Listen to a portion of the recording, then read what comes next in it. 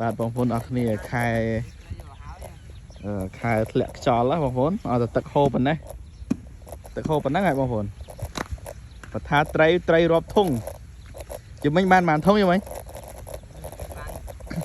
ពីធុងជាងអីនោះបានឲ្យប្រញាប់ទៅផ្ទះវិញជួយ2ធុងបងប្អូនពីទៅ2 3ធុងណែអូតែវិញអស់ទឹកណែបងប្អូនណែព្រុលប្រោយ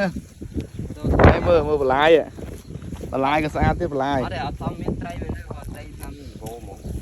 អូនមើលតែទឹកនេះខែដឹកឲ្យតែទឹកហូរប៉ុណ្ណឹងត្រីយើងចុះស្រែអញ្ចឹងមិនដូចញ៉ាំពេញថាត្រីមកអើយណែអូយត្រីប្រោយត្រីមិនធម្មតាទេត្រីនេះបុកឡើងចង់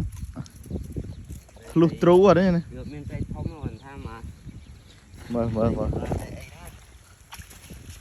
ណែម៉ែអើយរើពេញក្រួយវាបយគេអាត្រីក្រាញ់ហ្នឹងណែអូខេណែណ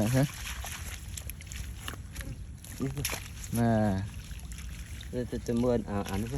នេះអត់អានេះនៅមានទៀតហ៎អានេះវាអស់ទឹកហើយមានទៀតហ៎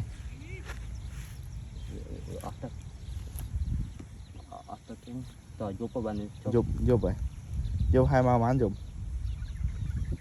មិញស្មើបានមួយធុងទៀតហើយមិញដូចយប់មិញហ្នឹងមិញ2ធុងហើយជួយម៉ែត្រីដល់កណាហែដឹង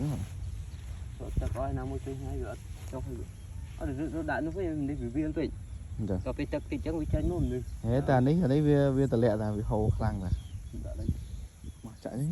ដាក់ទៅចាញ់បាទដាក់ទ្រូមានគោទៀតគោnóចូលទេណាដាក់ទ្រូអត់ចូលគោឯទ្រូ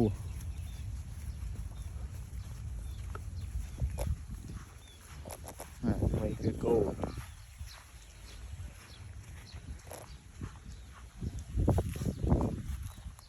ត្រីនេះបើសិនជាដាក់មកយប់ទៅភ្លឺបានច្រើនណាស់មើលបាទច្រើនតែវាបុកនឹងភ្លៀងចូលច្រើនទៅភ្លៀងយប់មិញវាចុះបណ្ដោយហ៎ចង់និយាយថាភ្លៀងវាភ្លៀងហើយ2ថ្ងៃហើយវាចូលយប់ម្សិលយប់ភ្លៀងហើយនឹងយប់ហ្នឹងហើយនឹងយប់មិញហើយនេះវាអត់ទឹកអត់ហើយអត់ទឹកវាលែងអានេះវាចុះមកពីស្រែលើមែនទេលើមកម៉ោង2ម៉ោងលើកឡើងឡះគូនេះមកឡូវចាក់មកឡូវអត់ចូលណានេះប៉ុណ្ណេះបានហើយមកសឡហើយប៉ុណ្ណេះអាហ្នឹងមកសឡឌីលហុងឌីអីចាំមិនអូអាហ្នឹងឡាយមុខវាហ្នឹងអូយសອບទេសອບដេទេអាដូចគោះទ្រូជាងណាមែនចូលទៅអញវាអស់ទឹកហើយបងត្រីចូលអស់ហើយមិនតើបានស្លូតពី3ទេត្រីបាទបងប្អូនត្រីមកប៉ុណ្ណឹងបងតែមើលបាត់ទ្រូទៀតតែមើលមកលប់ទៀតតើឥឡូវយើងត្រូវមកលប់ទៀតដើរទៅពីកាទេ